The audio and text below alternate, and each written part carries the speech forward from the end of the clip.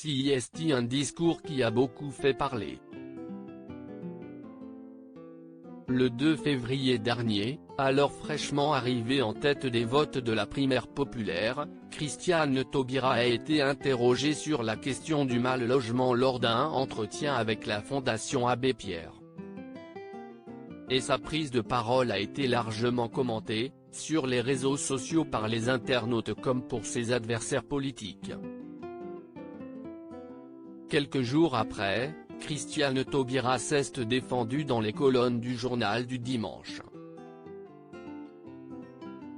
J'ai eu 2 secondes d'hésitation sur une prise de parole de 30 minutes.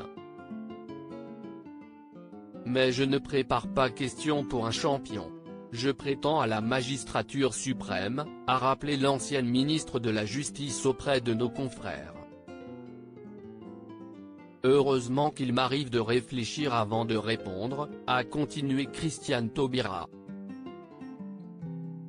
La gagnante de la primaire populaire, devant Yannick Jadot et Jean-Luc Mélenchon, a profité de cet entretien pour détailler ses propositions en matière de logement, un encadrement des loyers dans les zones tendues, une taxe sur les ventes de biens supérieures à 15 000 € du mètre carré, la garantie universelle des loyers, des APL qui couvrent l'ensemble du foyer mais aussi une aide de l'État pour la rénovation thermique. Je ressens comme une sommation le fait de protéger les personnes fragilisées durant ce quinquennat, les personnes au SMIC ou en dessous, les personnes aux retraites inférieures à 800 €. A expliqué au JDD Christiane Taubira. Christina Taubira, je n'ai pas d'adversaire à gauche, nous gouvernerons ensemble. À la fin de son intervention sur le mal-logement, les internautes n'ont pas été tendres avec Christiane Taubira puisqu'ils ont jugé flou et brouillon son discours.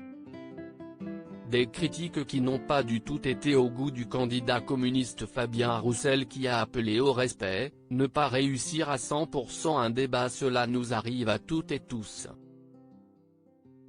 Un peu de bienveillance ne nuit pas.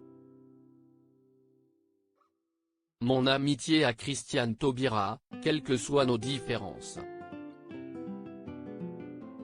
Auprès du JDD, la candidate créditée de 4 à 6% des intentions de vote à l'élection présidentielle a estimé avoir un mandat pour aller au bout et rassembler la gauche, avec 400 000 votants, à la primaire populaire. La campagne que je mène bénéficie du plus gros socle de légitimité démocratique à gauche. Je n'ai pas d'adversaire à gauche, nous gouvernerons ensemble, nos projets sont très proches. Loading widget.